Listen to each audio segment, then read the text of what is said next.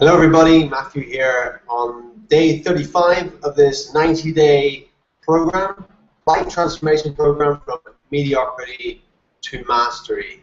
And today we're going to talk about finding fulfillment in your work and linking your values to the work that you do, and in that way finding it more fulfilling.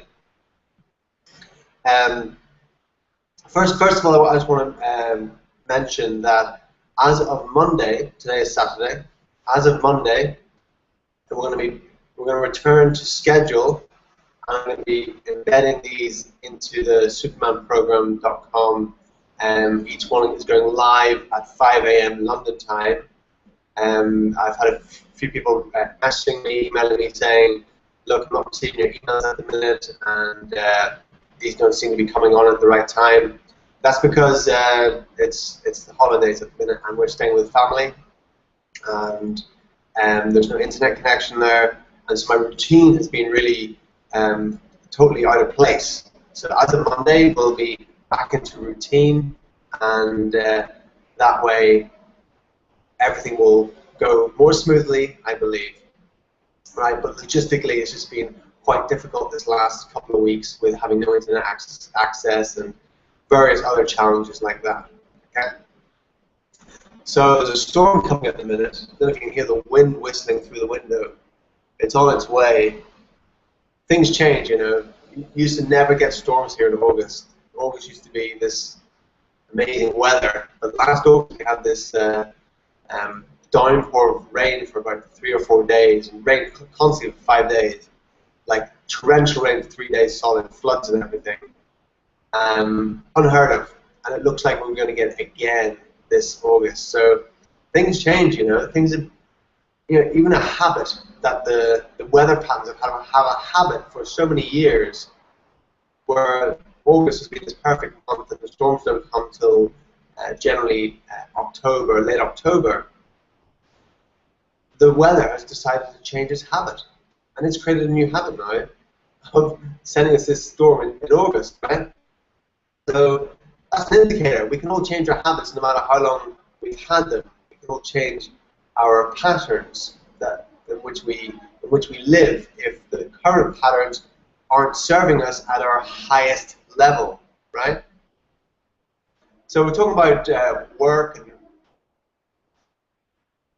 wow, we really got a storm coming. So we're talking about work, and you know, the concept, I think we might have touched on it earlier in the book, is things aren't in your way, things are on your way, right? So look at your current job. If you don't find that fulfilling, look at it as being on your way. Look at it as being a stepping stone to moving more into your mission and your vision that you're creating for your life. As we start talking about making your life a masterpiece, right? And as we mentioned yesterday, it can be sometimes reckless to just leave a job and say, right, that's it, I've got my vision, I've got my mission, I don't need this job anymore, I'm just going to go ahead and do it. You know, depending on your situation, that can possibly be reckless. And it is often wiser, because I've done both, it's often wiser to be able to find the fulfillment in what you're currently doing and change your perspective on it and change your perceptions of it. So sometimes we're in a situation and we just know we've got to stay in that situation for a while. Sometimes we just know that, look, I'm just going to have to do this job for 18 months until I save up enough money that I can put into a business, or I can pay for my night classes or whatever. So instead of whining and complaining about the job while that happens, we can do it in a fulfilled state once we link it and we start to see it as being on our way rather than in our way. Yeah? We can see it as, okay, well, this job is currently, you know, it's paying for my courses, so then I can start my fulfilling career in 18 months' time. It's, we can have all these links to it. Oh, it's paying for my current lifestyle. It's enabling me to not have the money stresses, so I can put my attention in the evening time, full focus into creating my mission and vision for life. You can do that, right? By linking all those things together. Changing our perceptions is just an incredible thing. And there's a movie called Life is Beautiful with Roberto Benigni, and that is just a wonderful example of how he and his son were put in a prisoner of war concentration camp in World War II. And what he does is he turns it into a game, and he makes his son believe that they're playing a game, because there's nothing they can do about it, right? They're in that concentration camp. There's no escape for them. They have to deal with it. So he's got the massive leverage of his love for his son to turn this into a fun and fulfilling time in this concentration camp, and a funny time as well. So he tells his son that that's a game that they're playing. They're playing a game, and they get points for certain things. And so the son is always looking at how to get more points, and he's so enthralled in playing the game that he doesn't realize that he's in a concentration camp. He thinks he's in a big game center, right? So yeah, that's something that I've done as well. When I've been in certain jobs, I've either turned it into a game, or I've used it as a growth experience, where I've always been looking to, how can I learn from this? How can I grow from this? Right? Let's see if I can think of an example. Well, I talked about the example yesterday of when I was in the working as the steel erector, that I had my focus. I linked to my values that, okay, I'm going to do this for 9 months so I can save up a certain amount of money that I can buy my house and start my business. And then I was also going to the gym every evening as well, so I was also getting my growth there as well, for my physical exercise. I was also reading every night, so I was stimulating my mind and learning things. So even though I was doing that job, I was still learning and growing, and I still kept my vision as I saw that job as being on the way. Something I didn't mention was I also turned the job into a game. Sometimes I would race the other steel erectors when we were placing down. You have this big gun, and you weld these bolts into the ground, into metal structures to hold things in place. And so you put this bolt on, you just put it down and weld it into the ground. And you have to wear a mask for this and everything. And I used to race the guys to see who could do the fastest line. If one would do one line, the other guys do the other line. I would just see, how fast can we do this? And I'd race them. There's also other different people on the building site. And so I turned it into a game like a child's game, like Star Wars or something, where I had this weld gun, and to me it was like it looked like something from outer space, it looked like something from Star Trek or something. And there was another group of people working at the building site. It was a huge structure, the biggest structure built in Europe at the time. And the biggest organization working there were called CISC. And so I called them the Sith. And so every time I saw one of them, I shot them with my laser gun, with my weld gun. Anytime I'd be welding, and someone would come walking past, and I'd quickly go up and shoot him. So I turned it into a game that was a lot of fun, you know.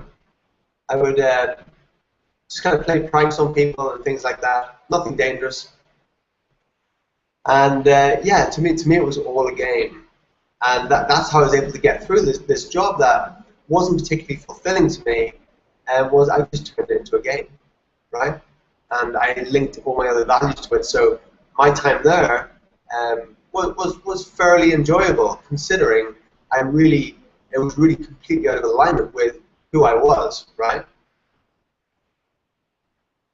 And yeah, I've done that a number of times. Whenever I worked in a hotel once, the doors were these big, heavy, like fire doors.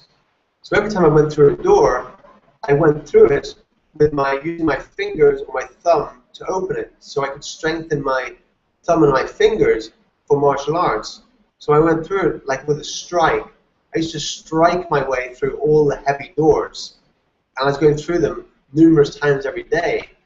So I was saying, okay, well, I'm strengthening up my fingers and my thumbs and practicing my strikes while I'm working, because something I valued highly was martial arts. So I linked this job to doing martial arts, where I would do that.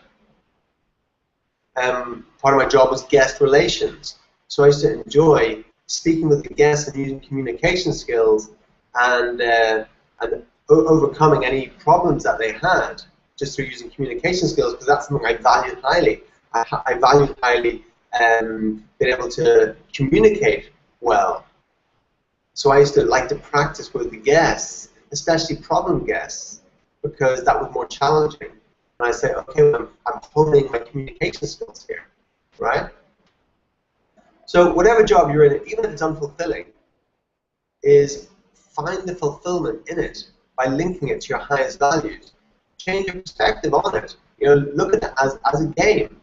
You know, what if we all just saw life as a game?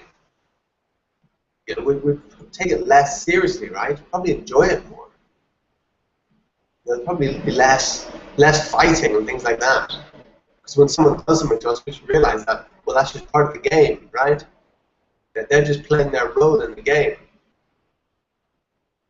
And what I see life as, we're all like actors on a stage. We're all like in a movie. And we're all just playing a role. You're playing your role, I'm playing my role. Right now, I'm this guy called Matthew. And this is the role I'm playing.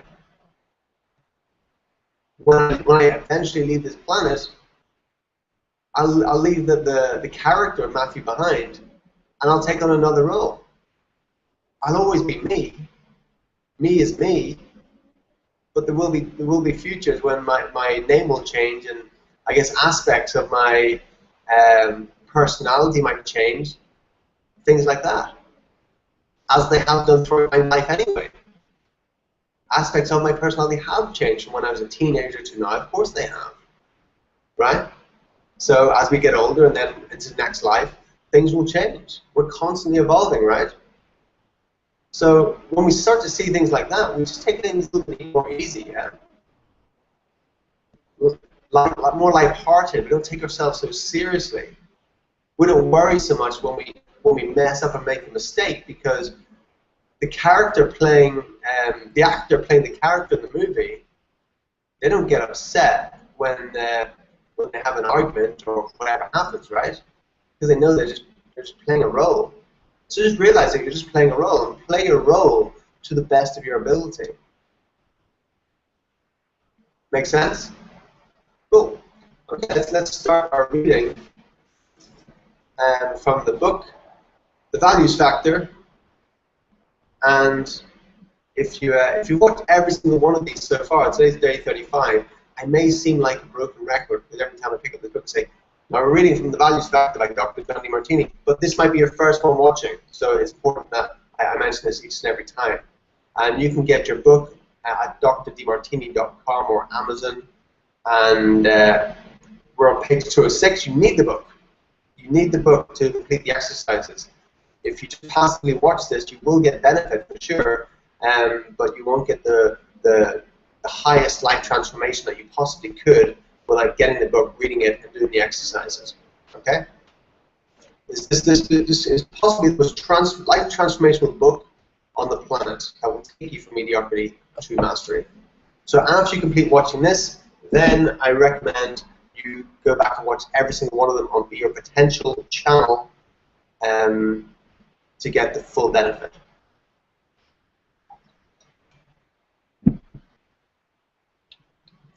All right, linking your values to your job. In Chapter 4, I provided you with an exercise intended to help you discover the path of your inspired destiny. That exercise opened up the possibility that you might want to find another vocation or profession. But there's another possibility, which is that your current job already has the potential to inspire and fulfill you. Even if your ultimate goal is to find your own business or start a new career, you will benefit enormously from deriving the maximum fulfillment from your current situation. For more on building wealth, see Chapter 8. For more on founding and leading an enterprise or another organization, see Chapter 9. We'll get to those. Many people are uninspired by their jobs and wish they didn't have to do them. They don't see how their jobs help them pursue their mission and fulfill their highest values. So they require incentives, time off, sick leave, and all kinds of outside reminders and motivational systems to get them to do the tasks that they are uninspired by. If you're one of these people, you probably find yourself frustrated by the work you do. In this case, the main problem for you is that you have to do something you don't love doing, or that you didn't happen to be born independently wealthy and free of the need to earn a living. The problem probably isn't with your bank account, your credentials, or even with your job itself. The problem is that you're not seeing how your present job is helping you fulfill your highest values. And you're injecting somebody else's values into your life and trying to live by them. As we've seen throughout this book, this is almost always a recipe for frustration and desperation. When you live according to your own highest values, you're reliable, determined, and focused. When you live according to someone else's highest values, you frequently struggle to complete even the simplest tasks. And then you're often frustrated, beat yourself up, and despair of ever turning your life around. How can you tell when you're living by somebody else's values? As we also saw earlier, a reliable clue is when you hear yourself saying should, ought to, have to, and need to. For example, you might be saying, I should keep this job. I have to go to work now. I ought to work harder. I need to meet this friggin' deadline. I have to go to work. This way of talking about your work reveals that you are subordinating yourself to external influences and giving power to other people and are definitely not inspired. You disown your job and empower the part of you that works at it. As a result, you erode your certainty, your confidence, your accomplishments, and your career opportunities. By contrast, if you link your daily job duty to your highest values, you can then begin to be more inspired and to live more by your own highest values. That is how to build your certainty, your confidence, and your accomplishments. Because whenever you live congruently with your highest values, you are far more likely to accomplish what you set out for. You don't limp your life, instead you walk your talk.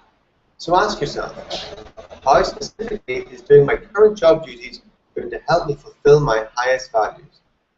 This is a crucial question for both you and your employer. If you can't see how your present job fulfills your highest values, you're going to be frustrated, uninspired, and possibly even a dead weight at that job. You're going to be overhead instead of getting ahead. People who can see the light at the end of the tunnel as they fulfill their highest values are the ones getting ahead. People who can't see that light are overhead because they are shrinking, not shining, gravitating, not radiating. They don't see the light, they're in the darkness. One of my many tasks as a business consultant is to help companies inspire their employees by linking their employees' job descriptions and the company's mission or vision statement with their employees' highest values. I recommend that companies ask every single employee to determine their highest values and then to ask how each of their job duties within their job description helps them fulfill those values. Employees also look at how serving the company's mission, vision, and primary objectives helps them fulfill their own highest values and purpose. Every time I assist companies in undertaking this method, I am amazed at the results. Perhaps some employees have been questioning their jobs, but when they use this method, they realize that they are not actually in the wrong job. Tears of deep appreciation come out of their eyes. They see that their job is actually giving them an opportunity to fulfill their missions, their purpose, and their highest values, even if it's simply a stepping stone to something even more meaningful. Perhaps they felt in some way that they were at this job because of a mistake, or because they felt trapped by necessity. However, once they linked their job description to their individual job responsibilities, to the highest values, they see that there were no mistakes, only stepping stones on the way, not in the way, to their more fulfilling career. They discover that after all, they're at this job at this moment in their life to fulfill their highest values or most meaningful mission. And all of a sudden, they feel gratitude for that job because that job is where they are meeting their highest values. Now, they can't wait to get up in the morning. No, they can't wait to get up in the morning and go and be of service in that same job. They feel more enthused and grateful. They love their job again, and they become inspired by the company vision. I have seen company managers use this method in as little as 3 hours to transform employees who are unproductive into those who were amazingly productive. Because these newly inspired employees now see their jobs as fulfilling their highest values. They become engaged, disciplined, focused, and reliable. They are filled with gratitude and enthusiasm, and they have attention surplus order, intention surplus order, and retention surplus order. If you're in a leadership position in your work, I'll show you how to use this method with your employees in Chapter 9. But no matter where you are or what position is, or what your position is, I suggest you begin by undergoing this method for yourself, using the exercise I provide below. Once you complete this method, you too will be re-inspired by your career. Suddenly, you'll be eager to get up in the morning and go to work and serve again. You won't want to miss work or to take a sick day. You'll be more inspired at work because now you see that this is also your company again. Suddenly, you're into wellness and not illness, inspiration instead of desperation, productivity instead of unproductivity. Since your identity revolves around your highest values, when you feel you're fulfilling those values through your job responsibilities, you feel that your company is now partly yours instead of simply the company you work for. Does that sound like a way you'd love to feel about your job? Then move on to the exercise that will help you link your current job duties with your highest values and discover the power of the values factor.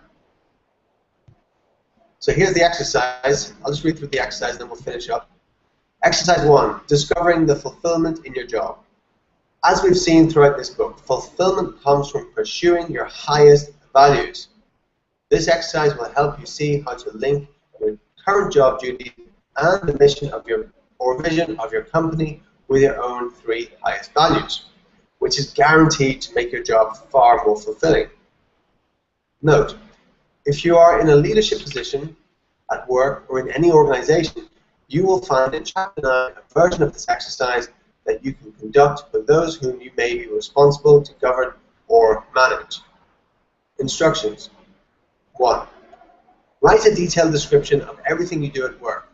Break down your job into separate tasks or responsibilities and list each abbreviated responsibility in the far left column, column A, or the form that follows. Make sure that every part of your job is included in the description. 2.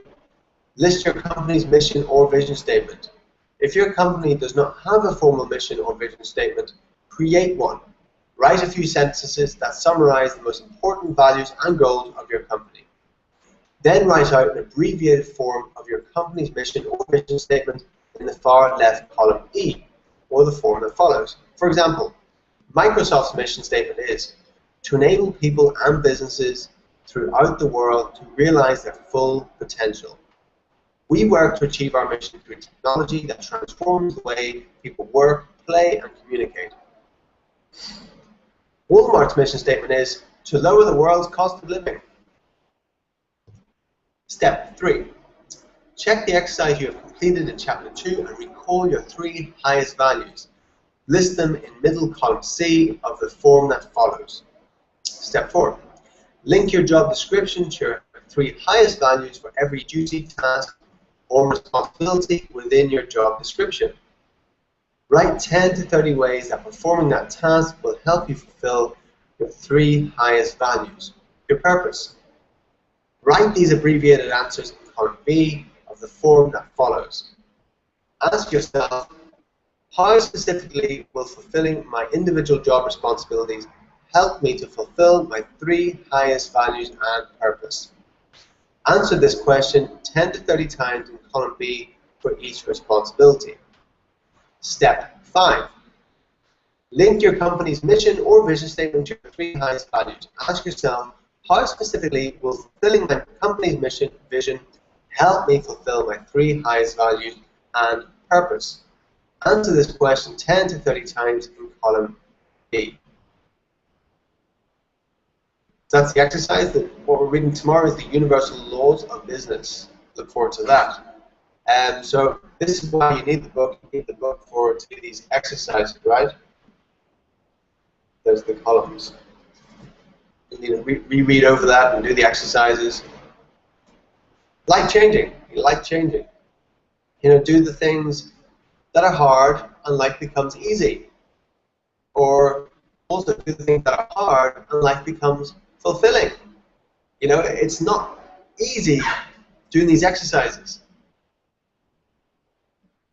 But once you do them, you really get a lot from them, really. So, just do them. I know only like less than 1% of people will do them. That's just the way it is, right? But that's why there's a difference between mediocrity and mastery.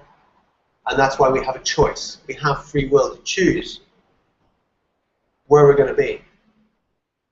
And I'm here to help you make that decision for yourself. Choose mastery. It might be difficult at the start, but it makes things so much easier. Let me give you a quick example before we finish up.